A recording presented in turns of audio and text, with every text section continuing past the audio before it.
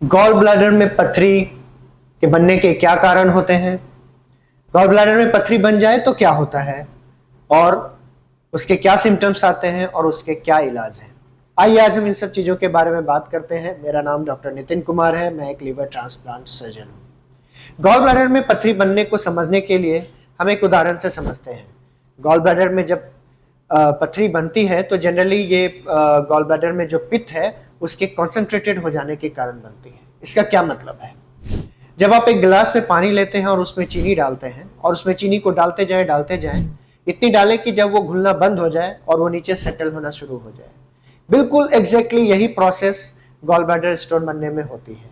जो gall bladder में bile है वो बाइल एक सॉल्यूशन फॉर्म में है जिसमें वाटर है, बिलिरुबिन है, बाइल सॉल्ट्स हैं और कोलेस्ट्रॉल है। एक तरीका है बॉडी का कोलेस्ट्रॉल को शरीर से बाहर निकालने का। अगर किसी भी कारण से चाहे पानी की कमी हो जाए, चाहे गॉल ब्लैडर में जो बाइल है उसमें कोलेस्ट्रॉल की मात्रा बढ़ जाए, बिलिरुबिन की मात्रा बढ़ जाए, तो वो एक सॉल्यूशन के फॉर्म में नहीं रहता और वो गॉल ब्लैडर में सेटल होने लगता है और वही सेटलमेंट धीरे धीरे क्रिस्टलाइज होकर गॉल ब्लैडर स्टोन बनाती है जिसे हम पथरी कहते हैं।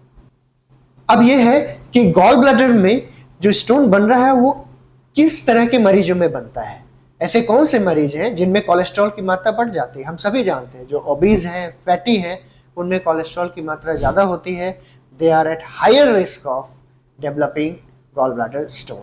इसके अलावा फीमेल और प्रेगनेंसी दोनों ही केसेस में हार्मोन का इफेक्ट होता है जो गॉल ब्लैडर की एक्टिविटी को कम कर देता है। गॉल ब्लैडर स्टेसिस होता है जिसके कारण जो बाइल है वो धीरे धीरे धीरे सेटल होने लगता है और वहां पे स्टोन बनता है। अगर किसी कारण से बिलिरुबिन का वैल्यू बढ़ रहा है, बिलिरुबिन की मात्रा बाइल में बढ़ रही है, तो वो भी गॉल ब्लैडर में स्टोन बना सकता है।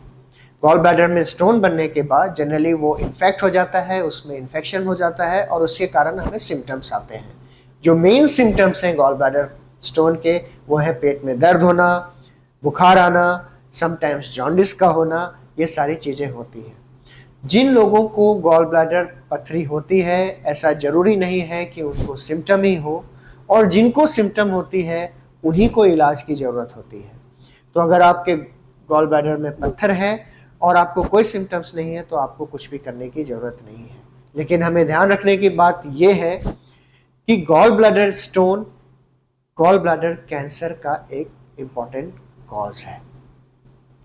एक इंपॉर्टेंट चीज ये है कि गॉल ब्लैडर में स्टोन को कैसे जानते हैं, कैसे पता करते हैं कि गॉल ब्लैडर में स्टोन है। गॉल ब्लैडर को स्टोन को जानने का बड़ा ही सिंपल तरीका है, एक simple ultrasonography of abdomen. Ultrasound of abdomen detect कर सकता है हर तरह के गॉल ब्लैडर के स्टोन्स को। और आपको जानकर आश्चर्य होगा कि अल्ट्रासाउंड ऑफ एब्डोमेन बेटर है सिटी स्कैन से गॉल ब्लैडर स्टोन की डायग्नोसिस के लिए।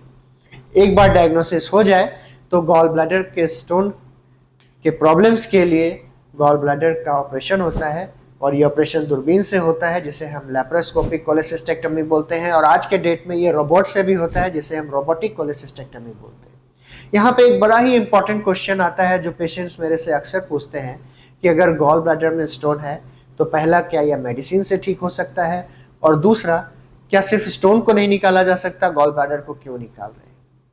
पहला, जनरली कोई भी ऐसी मेडिसिन नहीं है जो गॉल ब्लैडर के स्टोन को बाहर निकाल सके या उसको डिसॉल्व कर सके। दूसरा, गॉल ब्लैडर में स्टोन गॉल ब्लैडर की प्रॉब्लम या बाइल की प्रॉब्लम के कारण बन रही है, इसीलिए अगर वहां पे स्टोन का फॉर्मेशन हो गया है तो हमें गॉल ब्लैडर को ही निकालना पड़ता है। इस तरह से आज हमने जाना कि गॉल ब्लैडर में स्टोन कैसे बनता है, उससे क्या प्रॉब्लम होती है, क्या सिम्टम्स आ सकते हैं और उसका क्या इलाज है। Thank you.